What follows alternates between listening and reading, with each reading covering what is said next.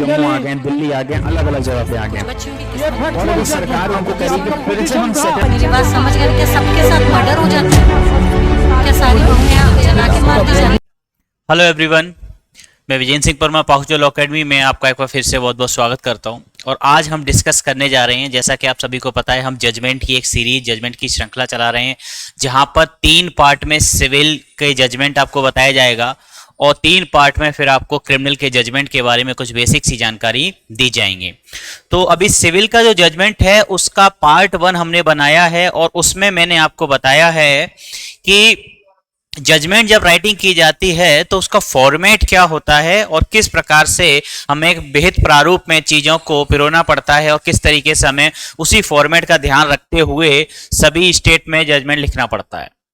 फिर जजमेंट में फॉर्मेट के बाद में दूसरी महत्वपूर्ण चीज जो होती है, सेकंड इंपॉर्टेंट थिंग जो होती है, उसे हम बोलते हैं वाद प्रश्न।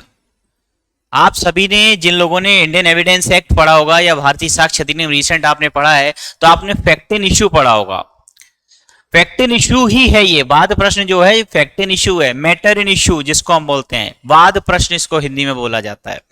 वाद प्रश्न का मतलब ये होता है कि पक्षकारों के बीच में विवाद क्या है, पक्षकारों के बीच में क्या विवाद है, उनको फ्रेम किया जाता है।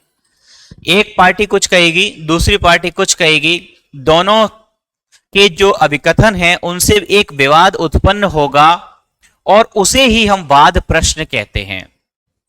फॉर एग्जाम्पल, अगर मैं कहूं कि ये पानी की बोतल है और सामने वाला व्यक्ति भी कहता है कि हाँ ये पानी की बोतल है, कोई विवाद उत्पन्न नहीं हुआ। लेकिन मैं कह रहा हूं कि ये पानी की बोतल है और सामने वाला एक व्यक्ति कहता है कि नहीं ये तो कोल्ड ड्रिंक है, ये तो कोल्ड ड्रिंक की बोतल है। तो इस प्रकार से क्या हुआ, ये विवाद उत्पन्न हो गया कि वास्तव में ये जो बोतल है वो किस प्रकार की है। यही विवाद हम सामान्यतः अपने जब जजमेंट राइटिंग होती है तो हम समझ सकते हैं। यहां पर सिविल केसेस में कई प्रकार के सूट होते हैं, अलग अलग प्रकार के सूट होते हैं, जैसे कि आपके संविदा के विनिर्दिष्ट पालन का वाद हो सकता है, मनी रिकवरी सूट हो सकता है, यहां पर आप जो है अपने पैसे की वसूली करना चाहते हैं, स्वत्व घोषणा स्थायी निषेधाज्ञा के लिए भी वाद हो सकता है, एविक्शन सूट भी हो सकता है, किराएदार को मकान से खाली करवाने के लिए एविक्शन सूट होता है, निष्कासन वाद भी हो सकता है, सिर्फ कब्जे के लिए भी वाद हो सकता है। कई प्रकार के वाद हैं जो सिविल मामलों में हो सकते हैं, लेकिन हर मामले में जो विवादक प्रश्न है वो अलग अलग होते हैं। अब ये हम कहें तो, लेकिन हर एक मामले में 2 से 3 जो विवादक होते हैं, जो फैक्ट इन इश्यू होते हैं या जो वाद प्रश्न होते हैं वो निश्चित होते हैं। लगभग लैंग्वेज वही होती है, थोड़ा बहुत परिवर्तन आता है, लेकिन उसके अलावा जो एक्स्ट्रा जो वाद प्रश्न बनाए जाते हैं वो डिपेंड करता है कि किस प्रकार का वाद है, किस प्रकार का सूट है। जी हाँ, उस पर डिपेंड करेगा। अच्छा, वाद प्रश्न की अगर बात करें तो ये सामान्यतः 2 प्रकार के होते हैं,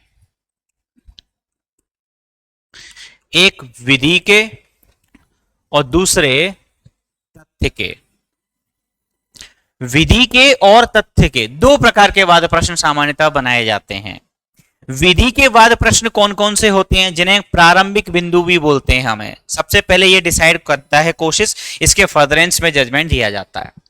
तो यहां पर क्या होता है, मान लेते हैं कोर्ट की अधिकारिता से रिलेटेड कोई सवाल है कि भाई कोर्ट को अधिकारिता है या नहीं, जहां पर वाद लाया गया है उस कोर्ट को, उस न्यायालय को उस वाद की सुनवाई का अधिकार है या नहीं, या किसी भी कारण से वाद के वर्जन से रिलेटेड, यानी कि वाद को रोक देने से रिलेटेड अगर कोई लॉ है, अगर रेस जुडिकेटा से बाहर है या टाइम बार्ड है, तो वाद के वर्जन से संबंधित अगर कोई है तो विधि के प्रश्न हम ये कह सकते हैं। 2 प्रकार के सामान्यतः होते हैं जिन्हें विधि के प्रश्न।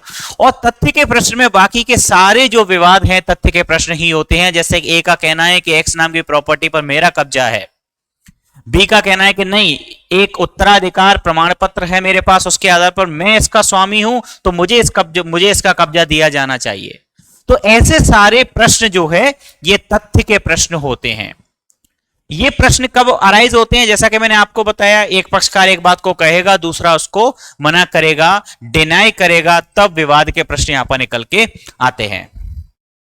अब मैं आपको यहां पर कुछ एग्जाम्पल के तौर पे, उदाहरण के तौर पर वाद प्रश्न बनाकर बताऊंगा, जिससे आपको आइडिया लगेगा कि ये वाद प्रश्न कब बनाए जाते हैं। लेकिन उससे पहले मैं आपको एक बता देता हूं कि इसका फर्स्ट पार्ट अगर आप लोगों ने देखा है तो ठीक है, लेकिन नहीं देखा तो पहले आप फर्स्ट पार्ट देखना, तब आपको ये समझ में आएगा। तो फर्स्ट पार्ट में जो मैंने कुछ पैरा बताए 1 2 3 4, 5वें नंबर पे मैंने यहां पर ऐसे लिखा था वाद प्रश्न, और यहां मैंने लिखा था इस तरफ निष्कर्ष। वाद प्रश्न लिखा था और यहां मैंने निष्कर्ष लिखा था। तो यहीं पे मैंने सब पैरा बनाए थे। इस जगह पर वाद प्रश्न लिखे जाते हैं, यहां पर वाद प्रश्न लिखे जाते हैं। ये डिपेंड करता है जैसा आपका सूट है उस तरीके से वाद प्रश्न यहां पर अलग अलग हो सकते हैं। अब मैं आपको कुछ यहां पर कुछ एग्जांपल के तौर पे बताता हूं वाद प्रश्न। मान लेते हैं यहां पर जो वाद है हमारा वो है, जो सूट है हमारा वो है स्वत्व घोषणा, स्वत्व घोषणा व स्थायी निषेधाज्ञा। ये वाद है, ये काय के लिए है? ये जो वाद है हमारा ये है स्वत्व घोषणा व स्थायी निषेधाज्ञा के लिए, डिक्लेरेशन ऑफ टाइटल और परपिचुअल इंजंक्शन के लिए हम ये वाद लेकर आए। तो ऐसे मामलों में सामान्यतः क्या होता है, कुछ विवाद हैं, कुछ विवाद प्रश्न हैं, वाद प्रश्न हैं जो कि निश्चित होते हैं। फॉर एग्जांपल, क्या वादी का मकान क्रमांक स्थित, यहां पूरा एक विवरण दिया जाएगा उसका, पर स्वामित्व है, एक विवाद प्रश्न ये बन जाएगा। दूसरा, क्या वादी का उक्त वादग्रस्त, इसी को हम वादग्रस्त संपत्ति बोलेंगे, वादग्रस्त संपत्ति पर आधिपत्य यानी कि कब्जा है। और यहां पर साथ ही साथ आप परपिचुअल इंजंक्शन भी चाह रहे हैं, स्थायी निषेधाज्ञा भी चाह रहे हैं। तो यहां पर स्थायी निषेधाज्ञा कब चाहिए जाती है? जब सामने वाला व्यक्ति, अपोजिट पार्टी, जो प्रतिवादी है या प्रतिवादी गण हैं, आपके आधिपत्य में दखल अंदाजी कर रहे हैं। आपको स्वामी हैं, आप स्वामित्वधारी हैं, लेकिन तब भी आपको अपनी संपत्ति का उपयोग नहीं करने दे रहे हैं और बार बार ऐसा क्लेम करते हैं कि हम इसके अधिकारी हैं। तो यहां पर अब तीसरा जो पॉइंट बनाया सकते हैं वो क्या प्रतिवादी, अगर एक से ज्यादा है तो प्रतिवादी गण के द्वारा वादी के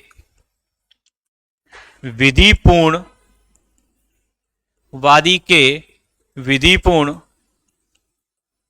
आधिपत्य में अनाधिकृत दखल दिया जा रहा है।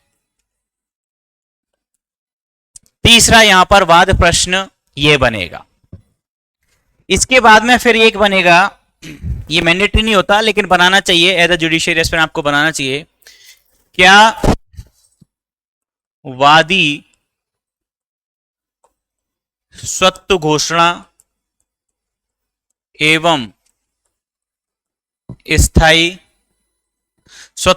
एवं स्थायी निषेधाज्ञा प्राप्त करने का अधिकारी है? इसके अलावा कुछ और भी हो सकते हैं, 5, 6, जैसा कि अभिकथन होंगे, अभिवचनों में जैसी प्लीडिंग होगी उस तरीके से ये और 1 2 यहां पर 2 3 और भी वाद प्रश्न यहां पर बनाए जा सकते हैं। लेकिन स्वत्व घोषणा और स्थायी निषेधाज्ञा का यदि वाद है, यदि सूट है, तो वहां पर ये 3 से 4 जो मैंने यहां पर वाद प्रश्न बनाए हैं ये तो बनेंगे ही, ये मैंडेटरी हैं। और इसके अलावा एक्स्ट्रा और हो सकते हैं, जैसा कि अभिकथन है, जैसा कि प्लीडिंग्स है पार्टीज की, उसके हिसाब से ये और हो सकते हैं। लेकिन यहां पर एक वाद प्रश्न ये हमेशा, मैंने कल भी बताया था फॉर्मेट वाले में,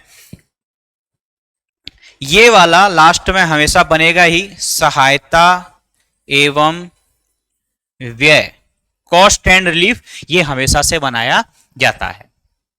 एक बार फिर से देख लीजिए, ये क्या वादी का मकान नंबर इतने, जो भी वादगत संपत्ति उस पर स्वामित्व है, क्या वादी का उक्त वादगत संपत्ति पर आधिपत्य मतलब कब्जा है, क्या प्रतिवादी के द्वारा वादी के विधिपूर्ण आधिपत्य में अनाधिकृत दखल दिया जा रहा है। ये किसके लिए बनाया हमने, परपेचुअल इंजंक्शन के, स्थायी निषेधाज्ञा के लिए। और ये रिलीफ के लिए बनाया जाता है कि क्या वह उसने इतने अवरमेंट, इतने लॉ, या हम ये कहें कि इतनी चीजें, इतनी एविडेंसेस उसने रिकॉर्ड पर दी हैं कि उनके आधार पर क्या वह स्वत्व घोषणा यानी कि टाइटल का डिक्लेरेशन और स्थायी निषेधाज्ञा परपेचुअल इंजंक्शन प्राप्त करने का वो अधिकार रखता है, अधिकारी है। और इसके बाद में अंत में आपका ये सहायता बीच में एक दो और हो सकते हैं। तो ये इस तरीके से यहां पर आपको ये क्या समझ आया, आपके पास सूट कौन सा आया है, स्वत्व घोषणा एवं स्थायी निषेधाज्ञा। अब फॉर एग्जांपल एक और मैं यहां पर आपको बताता हूं, इसको हम बोल सकते हैं मनी रिकवरी सूट। इसको हम बोल सकते हैं मनी रिकवरी सूट जो होगा, वसूली का बाद जिसको बोलते हैं, रिकवरी सूट बोलते हैं, वसूली बाद। ठीक है, तो यहां पर भी क्या होगा, यहां पर आप पहले ये बताओगे क्या वादी ने प्रतिवादी से, यहां पे आप लिखोगे दिनांक, दिन लिखोगे, दिनांक ने को राशि लिख दो 1,00,000 रुपया, 1,00,000 रुपए उधार लेकर उसके पक्ष में वादाधार, वादाधार मतलब वाद का आधार, वचन पत्र निष्पादित किया।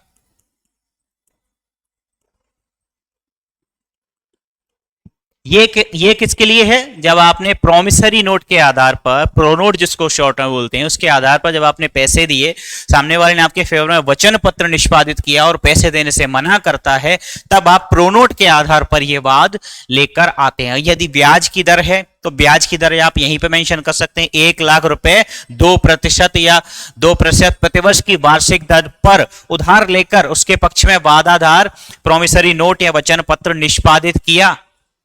अब यहां पर दूसरा क्या हो सकता है अपोजिट पार्टी ये कहे कि ये जो प्रोमिसरी नोट, जो अलीज प्रोमिसरी नोट है वो एक फर्जी है, एक फर्जी दस्तावेज है, फोर्ज डॉक्यूमेंट है। यदि वो ऐसा कहता है तो आप ये बना भी सकते और नहीं भी बना सकते, क्योंकि ये एक ऐसा विषय है जो कि आप डिफेंस के तौर पर जब आप अपने सबूत देंगे तो वहां पर भी प्रूव कर सकते हैं, इस बात को बता सकते हैं। लेकिन एज अ जुडिशियल एस्पिरेंट आप बनाना चाहे तो बनाइए, लेकिन मैंडेटरी वन नहीं है, ये मैंडेटरी नहीं है, आप चाहे तो बना सकते हैं कि क्या वादाधार वचन पत्र एक फर्जी दस्तावेज है, ये यहां पर बना सकते हैं आप। लेकिन मैंने फिर कहा कि ये जरूरी नहीं है, मैंडेटरी नहीं है, ये हो भी सकता है, बना भी सकते हो और नहीं भी बना सकते, लेकिन ये मैंडेटरी वन है। वसूली का बाद होगा, रिकवरी सूट होगा, मनी रिकवरी सूट होगा, वहां पर ये तो बनेगा ही बनेगा। और इसके बाद मैं आपको जैसा कि बताया और भी हो सकते हैं। फिर पांचवा फिर वही बनेगा, सहायता एवं व्यय। तो इस प्रकार से हर एक मामले में जैसा कि सूट है, जैसा नेचर ऑफ सूट है, वाद की जो प्रकृति है, उस तरीके से जो वाद के प्रश्न हैं वो बदल दिए जाते हैं। अब आपको एक बात और मैं जाते जाते बता देता हूं, ये दो टाइप के मैंने यहां पे आपको सूट बताए, ऐसे हर प्रकार के सूट में अलग अलग तरीके से वाद प्रश्न बनाए जा सकते हैं। लेकिन एक चीज और बता देता हूं कि आप जब भी वाद प्रश्न बनाते हैं तो कौन सी ऐसी सामग्री है जो आपको देखनी चाहिए। तो ऑर्डर 14 का रूल 3 बताता है कि आपको पक्षकारों ने जो शपथ पत्र पर जो अभिकथन किए हैं वो देखना चाहिए, या उनके एडवोकेट्स ने जो अभिकथन किए हैं वो देखना चाहिए। परिप्रश्न जो आपने किए थे, इंटरोगेटरीज जो होती हैं ऑर्डर 11 में, उनके उत्तर जो प्राप्त हुए, उनमें जो उत्तर आए पार्टीज के, उनको विचार में रखना चाहिए। और साथ ही साथ तीसरा जो बताता है ऑर्डर 14 का रूल 3, वो ये कहता है कि आपको पक्षकारों के द्वारा जो दस्तावेज, जो डॉक्यूमेंट सबमिट किए गए हैं, उनकी प्लीडिंग के साथ में, उनके वाद पत्र या जवाब दावे के साथ में जो दस्तावेज संचित किए गए हैं, उनको विचार में रखना चाहिए। जी हाँ, ये वो सामग्री है, वो मटेरियल है जो आपको कंसीडर करना चाहिए जब आप वाद प्रश्न बना रहे हैं। वाद प्रश्न बनाया जाना क्यों जरूरी होता है? एक बार यदि आपने किसी मामले में वाद प्रश्न बना लिए, इश्यूज अगर आपने फ्रेम कर लिए, तो जो ट्रायल है वो एकदम सिस्टमैटिक तरीके से चलेगा। यहां पर अब आपको क्या करना रहेगा, इससे आगे एक एक वाद प्रश्न उठाना है और उसी पर एविडेंस लेना है। तो कभी भी आपका ट्रायल इधर उधर भटकेगा नहीं, ट्रायल हमेशा एक सिस्टमैटिक तरीके से चलेगा यदि आपने वाद प्रश्न सही बनाए हैं। तो यदि वाद प्रश्न गलत है तो आपका ट्रायल भी गड़बड़ा सकता है। इसलिए बहुत ही एसेंशियल पार्ट होता है ये जुडिशियल प्रोसीडिंग का, चाहे सिविल हो या क्रिमिनल हो। क्रिमिनल में इन्हें ही हम पॉइंट फॉर डिटर्मिनेशन बोलते हैं, ठीक है, विचारणी प्रश्न बोलते हैं, और यहां पर हम इनको वाद प्रश्न बोला जाता है। लेकिन ये वीडियो देखने से पहले, इससे पहले वाला जो वीडियो है, ये पार्ट 1 जो है, यहां पर फॉर्मेट बताया वो जरूर देखिएगा। उसके बाद आप ये वीडियो देखिए, और इसमें अभी भी कोई डाउट है तो आप मुझसे जरूर पूछिएगा, कमेंट सेक्शन में आप पूछ सकते हैं। और इसके बाद सिविल जजमेंट के ऊपर ही एक वीडियो और आएगा जिसमें मार्शलिंग और एप्रिसिएशन के बारे में आपको बताया जाएगा। आज के लिए इतना ही, धन्यवाद। Subscribe for more content.